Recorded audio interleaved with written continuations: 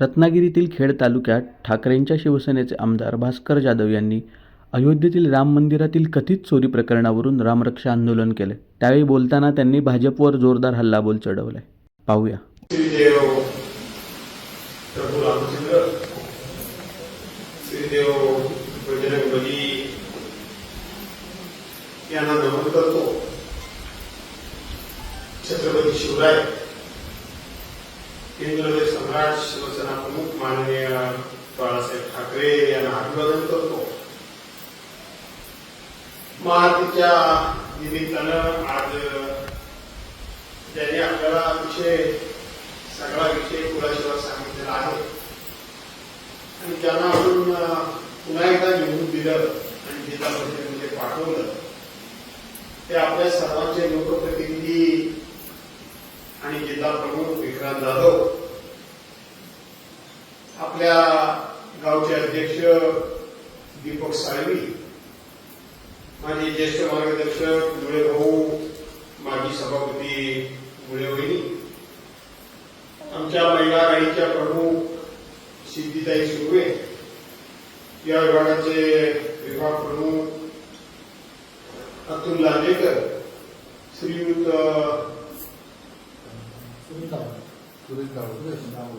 सुरेशजी रावत, समीर पाटील, त्याचबरोबर उर्वी खैर, गावच्या सरपंच खेरकर, श्रावणी पेडणेकरजी, आमच्या शहराच्या अध्यक्षा सारिकाताई हरकुटकर, इम्रान भाले, संजय पवार, निनाद नार्वेकर, दिलीप आगरे, आमच्या महिला अध्यक्षा, गावातल्या महिला अध्यक्षा आणि उपस्थित सर्वच ज्येष्ठ श्रेष्ठ बांधव भगिनीनो आणि सहकारी मित्रांनो, आपण सगळी मंडळी धार्मिक आहोत, भाविक आहोत. कुठली गोष्ट करायची म्हणली तर आपल्या हातून चांगलं झालं नाही ते हरकत नाही, परंतु वाईट होता कामा नये असा विचार घेऊन आपण जगणारी माणसं आहोत. शक्यतो कोणाचं वाईट चिंतायचं नाही.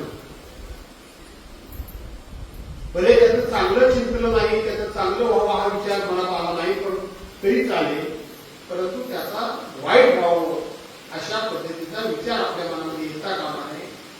अशा प्रकारचे संस्कार, संस्कृती यातून आपण लहानाचे मोठे होत गेलो आणि हाच विचार पिढ्या मागच्या पिढीने आपल्याला दिला, आपण पुढच्या पिढीला देतो आहोत, असे सगळं चालत आलेलं आहे.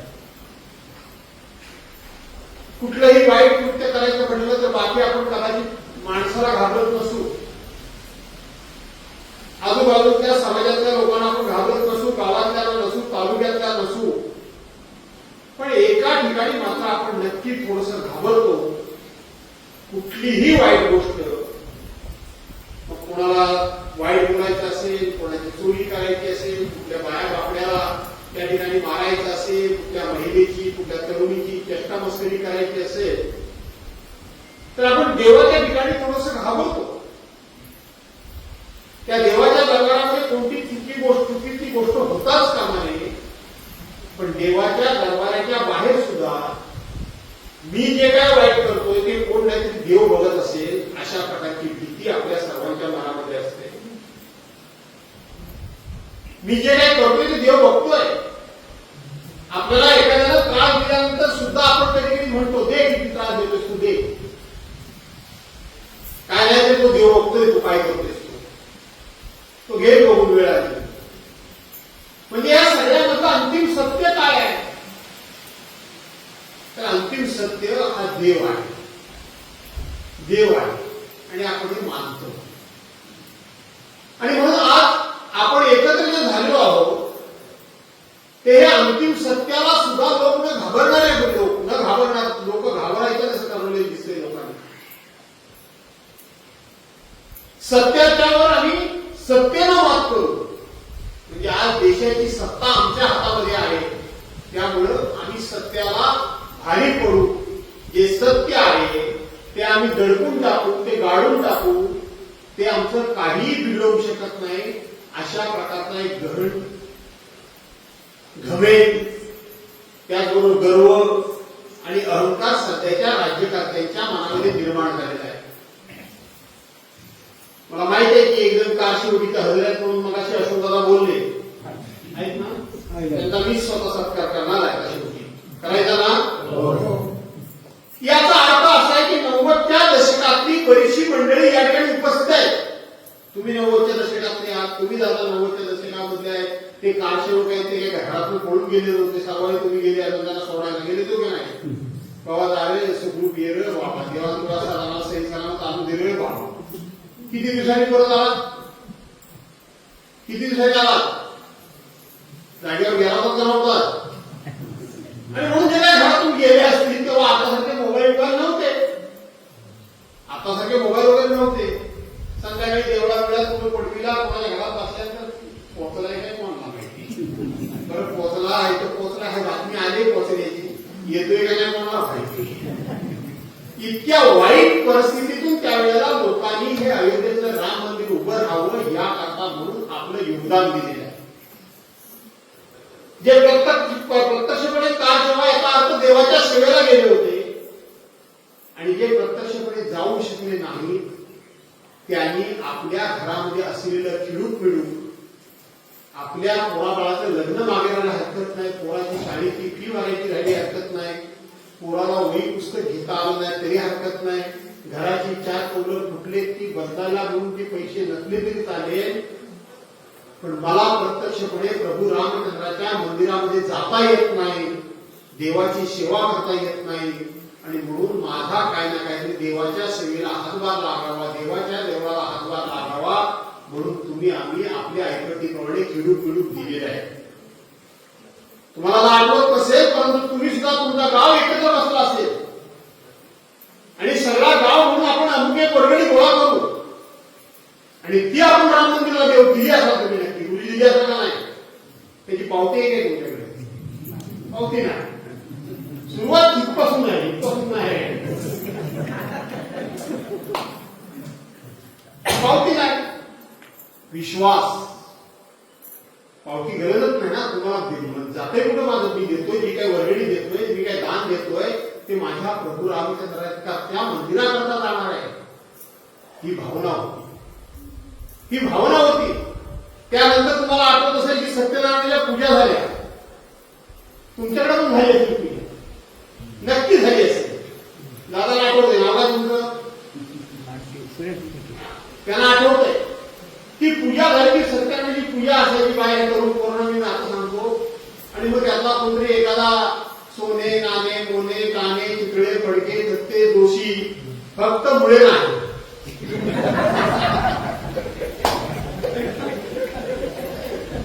तो यायचा. मी मला माहिती मी स्वतः हे केलेलं आहे, तालुका प्रमुख होतो शिवसेनेचा.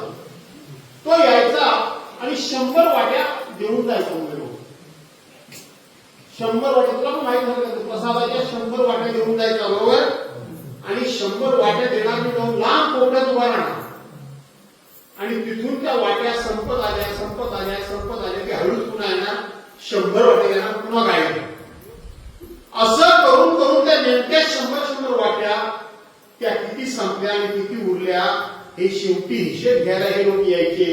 आणि जो म्हणून यायचा ती पूजा कशाकरता होती तर प्रभू रामचंद्राच्या मंदिराकरता वर्गणी गोळा करण्याकरता म्हणून त्या पूजा होत्या. आणि मग ती वर्गणी किती गोळा व्हायची ती त्यांनाच माहिती, ती आपल्याला माहिती नाही. म्हणजे आम्ही शिवसैनिक होतो, आम्हाला फक्त लोकांना गोळा करा, त्यांना तीर्थप्रसाद द्या, त्यांची उडवस करा, पैसे गोळा करायला लागते. विटांचं पण तसंच झालं.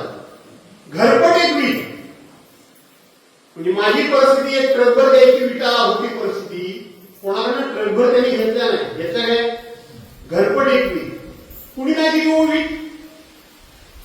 मी तुम्हाला आज सांगतो तो काँग्रेसवाला होता का, राष्ट्रवादीवाला होता का, जनता दलवाला होता, समाजवादीवाला होता की आरपीआयवाला होता की तो हिंदू होता की मुस्लिम होता, माझ्या नावची माझ्या घरची जर एक वीट प्रभू रामचंद्राच्या मंदिराला जात असेल तर माझ्यासारखा भाग्यवान मीच म्हणून प्रत्येकाने वीट आणून दिली.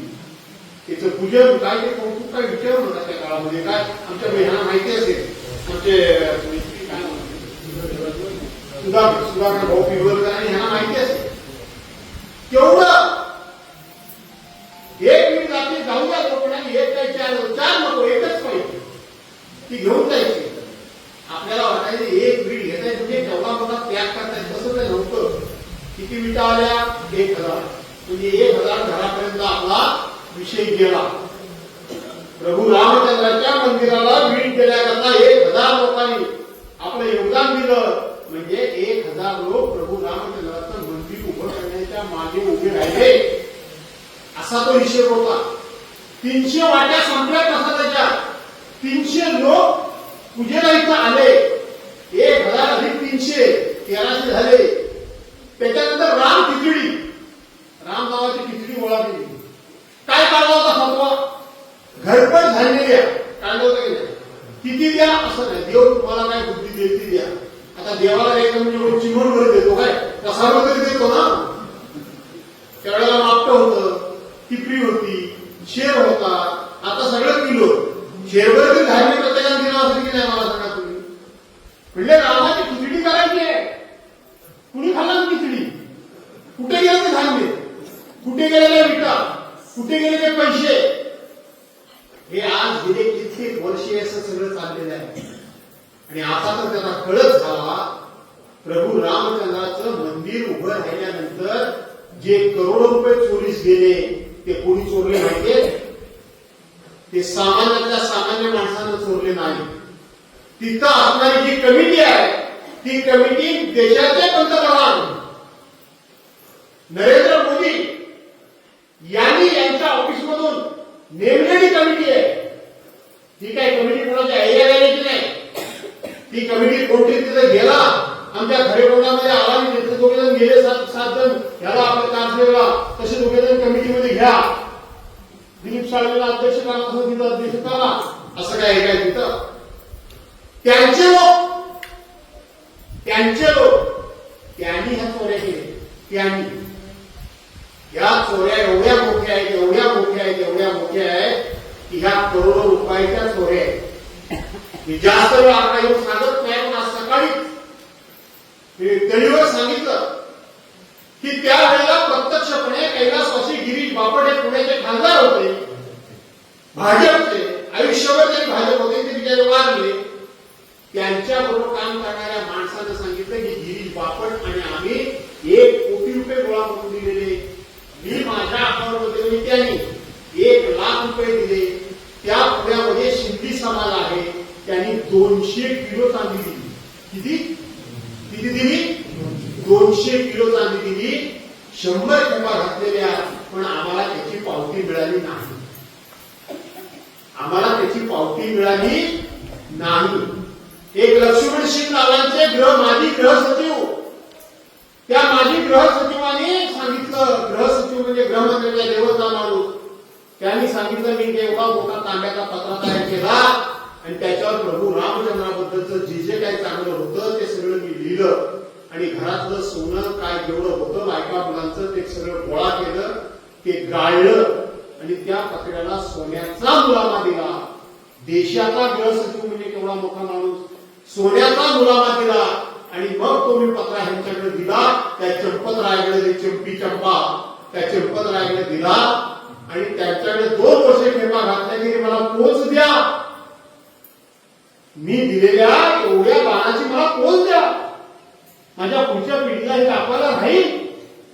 त्यांनी काय पोच दिली नाही. आणि शेवटी त्यांनी सांगितलं तुम्ही कोणाला दिलं? प्रभू रामचंद्राला दिलं. मला नाही दिलं? हो, तुमच्या हातात दिलं.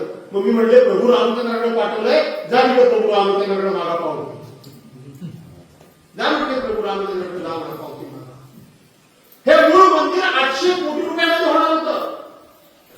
800 कोटी रुपयामध्ये ह्याचा इस्टिमेट आहे. नरेंद्र मोदींनी आपला माणूस तिथला नेमला, मुख्य कॉन्ट्रॅक्टर भूपेंद्र मिश्रा आपला कॉन्ट्रॅक्टर नेमला. पुण्याचा त्यांचा तो कोण कॅशियर आहे का पाहिजे, स्वामी गोविंद देवगिरी हा खजिनदार मुख्य. त्याची परवा झाला एसआयटी केली. त्यांनी सांगितलं की म्हणाला भरपूर आता तुम्ही अध्यक्ष हे देवस्थानची कमिटी समजा तुमची असेल, कोणतरी खाजगीदार असेल किंवा आपण कमिटी करतो, कोणी 50 रुपये दे, कोणी 100 रुपये दे, कोणी काय 200 रुपये दे, कोणी 500 रुपये दे, त्या पैशाचा हिशोब ठेवतो ना आपण, नाही ठेवतो. यांनी सांगितलं लोकांनी रोखीचे पैसे दिले त्याचा मी खजिना ठेवतो, त्याचा हिशेब माझ्याकडे नाही, माझ्याकडे फक्त लोकांचे चेकने आलेले पैसे आहेत त्याचा तेवढा माझ्याकडे हिशेब आहे. म्हणजे ह्यांनी अगोदरच तयारी करून ठेवलेली होती की कधीतरी ही चोरी उघडकीस येणार आहे, त्यांनी बाहेर कसं पडायचं. तर ह्यांनी बाहेर पडायचा मार्ग अगोदरच ठेवला होता की रोखीनं आलेला पैशाचा माझ्याकडे हिशेब नाही, माझ्याकडे चेकचा फक्त हिशेब आहे. सगळ्या बाजूला या देवळामध्ये 1600 सीसीटीव्ही कॅमेरे आहेत. किती आहेत? पण चोरी दिसत नाही. कसं डोकं लढवलंय बघा तुम्ही, बघू नका, तुम्हाला सांगतोय. डोकं असं लढवलं की 1 कोटी रुपये जर जमले तर 1 कोटी रुपये बँकेत भरायचे आहेत. त्या 1 कोटीच्या ऐवजी त्या पिशवीत 1.5 कोटी टाकले. 1 कोटीच्या ऐवजी 1.5 कोटी टाकले आणि उघड्या माथ्याने ती पिशवी घेऊन निघाले. दिसायला काय दिसतंय? बँकेत चालले. 1 कोटी रुपये पिशवी ठेवायचे, 50 लाख रुपये त्या गाडीत ठेवायचे आणि गाडीतून नंतर ते पास करायचे. सीसीटीव्ही कॅमेऱ्यामध्ये दिसणार कसे? हे मी म्हणत नाही, हे त्या ट्रस्ट मध्ये काम करणाऱ्या माणसाला तो जबाब दिलाय. हे मी म्हणत नाही, जबाब दिलाय, हा त्यांनी जबाब दिलाय. मित्रांनो, जरा काय झालं की हिंदू मुस्लिम हिंदू मुस्लिम हिंदू मुस्लिम, जरा काय कोण काही बोला की उठा निघा पाकिस्तान, तुम्ही पाकिस्तानच्या, तुम्ही पाकिस्तान धारलेल्या, तुम्ही मुसलमानांच्या बाजूने बोलता, तुम्ही मुसलमानांची बाजू घेता. याच्यामध्ये आता मुसलमान आहेत ते, याच्यामध्ये ह्या कमिटीवर मुसलमान आहेत का? हा इम्रान भाई आहे का तिच्या हातात? आहेस काय तू? कोण आहे? सगळे हिंदूच आहेत ना? मग आता जरा काय झालं, जरा काय चूक झाली, जरा तुम्ही काय सभा घेतली की लगेच ते गोमूत्र पियाला आपले गोमूत्र घेऊन निघाले. तुम्ही पण बघत बघता का नाही बघता का बाहेर गोमूत्र शिपडताय सगळीकडे आणि मग पूजा करतात. त्या काँग्रेस पक्षाचे राष्ट्रीय अध्यक्ष मल्लिकार्जुन खरगे सारखा 2000चा माणूस परवाच्या दिवशी झारखंडमध्ये गेला सभेला, झारखंडमध्ये गेला सभेला गेला. तो मागासवर्गीय माणूस आहे, पण एवढा मोठा माणूस, इतकी वेळा मंत्री, इतकी वेळा खासदार, त्यांनी जाऊन त्याच्या पक्षाची सभा घेतली. लगेच हे गेले, तिथं गोमूत्र शिंपडलं आणि म्हटले ती जागा काय झाली, काय म्हणायचं त्याला, अपवित्र झाली, ती पवित्र केली. पवित्र. अब्दुल सत्तार शिल्लोडचा, संभाजीनगरचा, यांच्या पक्षाचा आमदार, माजी मंत्री, त्याचा वाढदिवस होता, तो त्या हिंदूच्या देवळात गेला तिथल्या आणि प्रार्थना करून पाया पडला, देणगी दिला, लगेच आपले गोमूत्र घेऊन गेले. म्हणले मुसलमानांच्या देवळात आला आणि आमचं देऊळ वाटलं. अरे मेल्यानंतर आला तर चांगलं झालं म्हणा, बरोबर आहे का नाही? तो दर्शनाला आपल्या आला, हा इम्रान दर्शनाला आला, चांगलं झालं वाईट झालं? अरे पट्ट काय तुम्हाला चांगलं झालं वाईट झालं? नाही तर परत कोणतरी येईल का गोमूत्र घेऊन? दुसऱ्या धर्माचा माणूस जर माझ्या धर्माच्या देवळामध्ये दर्शनाला आला तर त्याचं वाईट काय झालं? चांगलंच झालं ना. आपण जर मुस्लिम समाजाची दर्गा, ह्याच्या गावात दर्गा आहे, तिकडून जाताना आपण पाया पडतो का नाही पडतो? आपल्या हिंदू धर्माला पाठ नाहीये, दुसऱ्या देवाला पाया पडला, तिथं बौद्ध धर्माचं काय दिसलं तर तिथं पाया पडतो आपण. मुसलमानांची दर्गा दिसली तिथं काय आपण पडतो. ख्रिश्चनांचा चर्च दिसला आपण पाया पडतो का नाही पडतो? आपण शिखांचा गुरुद्वारा दिसला आपण पाया पडतो का नाही पडतो? आपला धर्म तर सर्वसमावेशक आहे. पाया पडलं म्हणजे धर्म बदलत नाही, पण ह्यांच्याकडे जरा कडक काम आहे. त्यातून तो देवाला गेला, लगेच हे गोमूत्र घेऊन गेले हे गाड्यावर. आता आपल्याला हाच प्रश्न विचारायचा आहे की तुम्ही उठ सूट प्रत्येकाला पाकिस्तानी, मुस्लिम गार्जेनला पाकिस्तानला जा, तुम्ही पाकिस्तानच्या बाजूच्या, हे पैसे रामाचे चोरले, यांच्यापैकी एक जण तरी म्हणाला का तू उद्या कोणी पैसे चोरले त्यांना आम्ही उचलला आणि पाकिस्तानमध्ये घेऊन टाकणार. बोलायला पाहिजे का नाही? बोलायला पाहिजे, बोलायला पाहिजे नाही पाहिजे?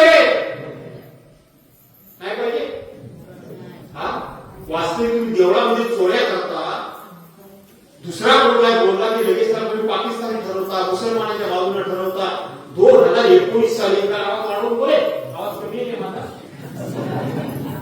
2019 साली त्या उद्धव साहेबांनी काँग्रेस बरोबर सरकार केलं. सकाळ संध्याकाळ तिथे आयला ज्यांची काही तेवढीची किंमत नाही ती माणसं त्यांना म्हणतात हिंदुत्व सोडलं, बाळासाहेबांचा विचार सोडला म्हणून तुम्ही घरी बसले, हे केलं ते केलं, त्या बायावर बसल्या तिथे बाबावर बसले. हिंदुत्व सोडलं, काय केलं? काँग्रेस बरोबर सरकार बनवलं म्हणून हिंदुत्व सोडलं. पण आपण पण आपली वेळ आहे. पहिलं काँग्रेस बरोबर सरकार कोणी बनवलं? अरे पहिलं कोणी बनवलं? ते आपलं पाप झाकण्याकरता म्हणून दुसऱ्यावर सातत्यानं खोटे आरोप करायचे, म्हणजे आपली चूक कोणी बाहेर काढताना नाही. पहिलं सरकार अजितदादावर दिलेलं फडणवीसांनी बनवलं 2019 साली. उद्धव साहेबांनी नाही बनवलं. उद्धव साहेबांनी नाही बनवलं. त्यांनी मार्ग दाखवला आम्हाला फसवायचा, पण त्यांचा मार्ग फसला. मग आम्ही तुम्हाला नाही फसवायचं. त्या मार्गाने आम्ही गेलो. बिघडलं काय? बिघडलं काय? पण हो सूट प्रत्येकाला त्या ठिकाणी हिंदुत्व सांगणारे लोक